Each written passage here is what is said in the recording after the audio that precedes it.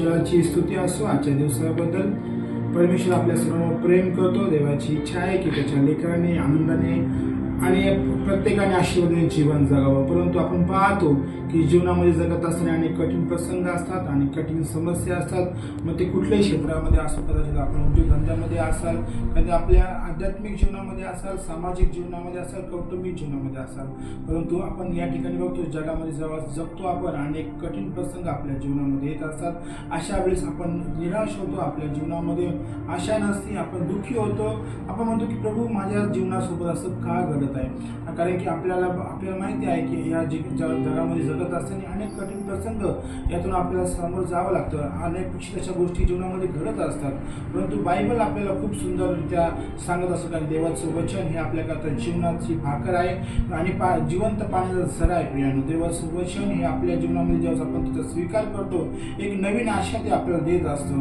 बायबलने दिलं आहे की योबाविषयी आपण ऐकतो की योब हा संपूर्णपणे आपल्या जीवनामध्ये देवाचं गौरव करणारा व्यक्ती होता, देवासोबत चालणारा होता.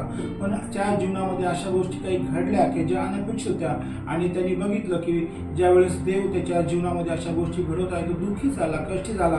त्यावेळेस देवाच्या वचनातून आपण पाहतो की त्याला देवाचं वचन असं सांगतं की तुझा आरंभ जरी अल्प असला तरी तुझा शेवट समृद्धीचा होईल. आपल्या जीवनामध्ये जेव्हा आपण देवाचा स्वीकार करतो, देवावर अवलंबून राहतो, आपला जो आरंभ आहे जो अल्प जरी असला तरी शेवट मात्र समृद्धीचा होईल. माझ्या प्रियांनो, आपण जर आज या वाक्यावर विश्वास ठेवला तर मला माहिती की निश्चितच परमेश्वर तुमच्या जीवनामध्ये कार्य करणार आहे. आणि तुमचा आरंभ जरी आज अल्प असला, काही तुम्ही बिझनेसमध्ये असाल, शिक्षणामध्ये असाल, तुमच्या आध्यात्मिक लाईफमध्ये असाल, कुठल्याही परिस्थितीमध्ये असाल, पण तुमचा आज अल्प हा आरंभ जरी असला तर शेवट मात्र समृद्धीमध्ये होणार आहे. कारण की देवाचं वचन आज तुमच्याकरता एक आशीर्वाद घेऊन येत आहे.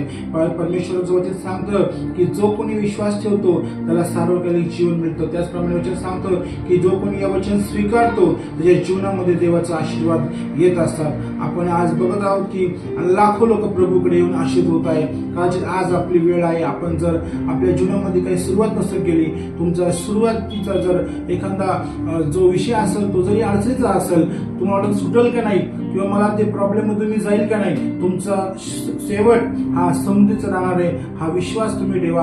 कारण की तुमचा आरंभ जर तुम्ही अल्प कठीण परिस्थितीमधून तुम्ही जरी गेला पण समृद्धीकडे तुम्ही जाणार आहात आणि देव तुमच्या सोबत आहे. योबाचं जीवन आपण बघतो नंतर बदललं आणि देवाने त्याला आशीर्वाद केलं. या प्रत्येक गोष्टी ज्या हरवल्या होत्या, ज्या तो लॉस्ट झाला होता, तो संपूर्ण परमेश्वर त्याला 7 पट दिलं. काय परमेश्वर तुम्हाला देखील तुमच्या जीवनामध्ये 7 पट आशीर्वाद देणार आहे. या गोष्टी तुम्ही विश्वास ठेवा. देव तुम्हाला आशीर्वाद करो. परमेश्वराचं वचन ग्रहण करा, स्वीकारा आणि वचनाप्रमाणे जीवन जगण्याचा प्रयत्न करा. थँक्यू. Praise the Lord.